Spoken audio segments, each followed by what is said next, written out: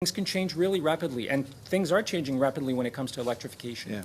Yeah, you're confident electric vehicles can survive minus 45 degrees going across the prairies with 5 charging stations? I don't own an electric vehicle. I don't own a vehicle, full stop, but my service vehicle is a fully electric, is 100% EV, and I take the train as much as I can between Montreal and Ottawa, but we take the car even in the winter, and it works. Yep. Norway, as you may know, is a coal country. We're not talking about Norway. 50% of vehicles sold in the coal country that is Norway are electric vehicles today. It can be done. Not the size of Canada, though.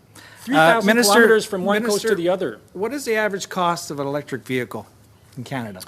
I don't know that by heart. We could provide that information to you by writing. So you're going to be mandating Canadians to buy electric vehicles and you don't know the cost of them?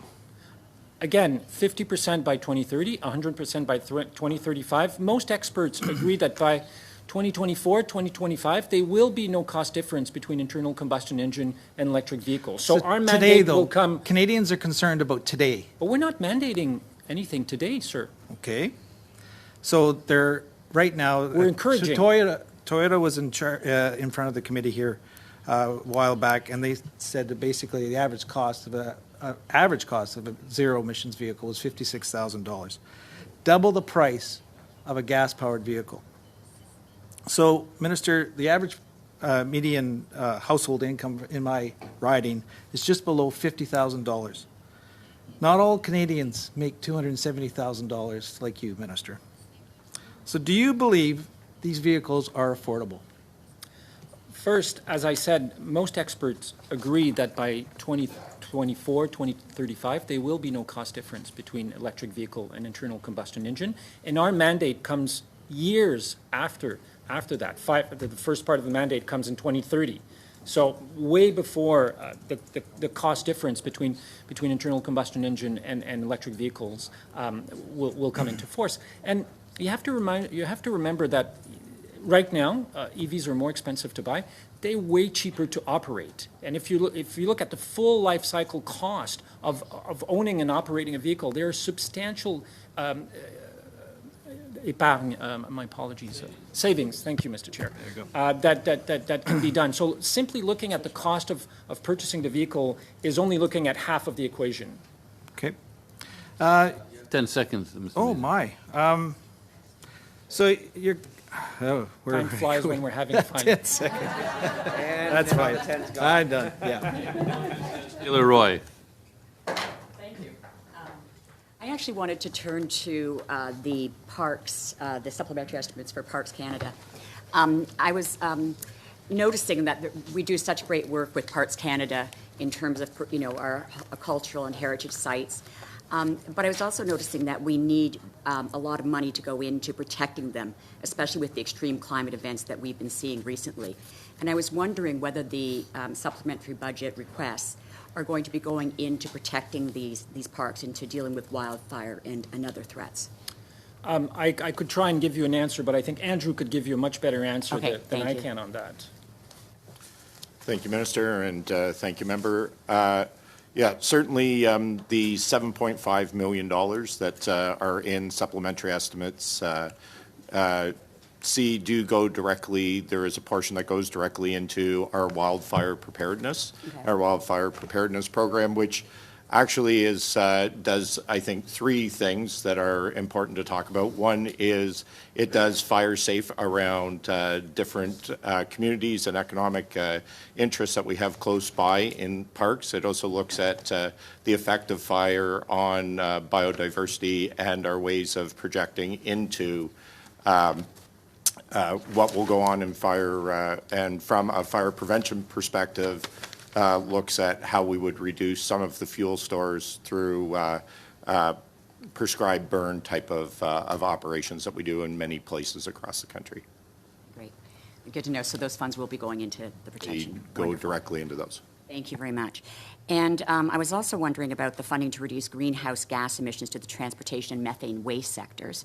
I'm not sure where that question should be directed, but I think there's an additional $9 million in funding requested for that area.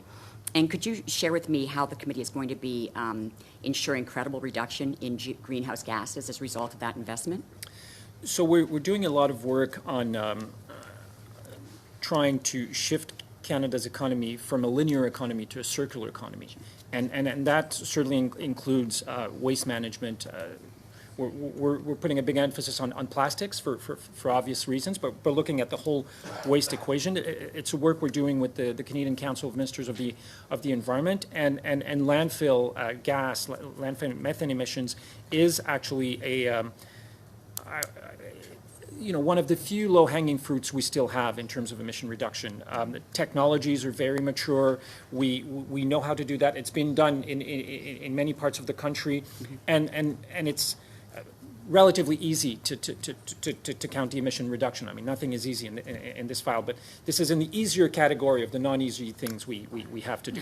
Okay, good. So you expect to see very positive results in that area? Yes, absolutely, and lots of collaboration with provinces, territories, municipalities. Everyone agrees that, these emissions shouldn't be going up into the atmosphere. They can be captured, transformed into biogas. You can burn it to produce electricity. There are a number of things that we can do rather than just let it go up and contribute to global warming. Great, thank you.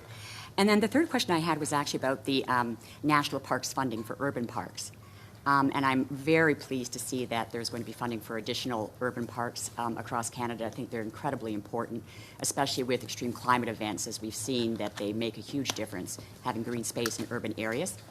And I was just wondering, is there an allocation of funds to help municipalities or regions create urban parks, and can they be created from existing protected spaces that aren't urban parks? Andrew, would you provide some details? Thank you. Yeah, certainly. I'm happy to, Certainly, I'm happy to do that again. I had to off mute, so I guess even when you're live. Yes, so there are funds that are going towards national urban parks that help both, and because of the three things that urban parks are trying to do, and one of those being the reconciliation with Indigenous populations in the urban centers as well, that there are funds available both for the municipalities as well as for the Indigenous groups as we move forward across. And we are in the process with the Minister of signing agreements with mayors and Indigenous groups all across the country at this point, and have those in place. And I think your last part of that was on Existing protected green and space. certainly, and I'll use Colwood as an example.